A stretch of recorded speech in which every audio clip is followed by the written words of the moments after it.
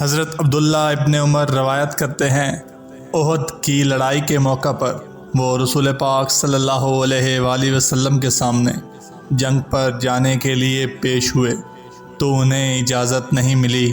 اس وقت ان کی عمر 14 سال تھی۔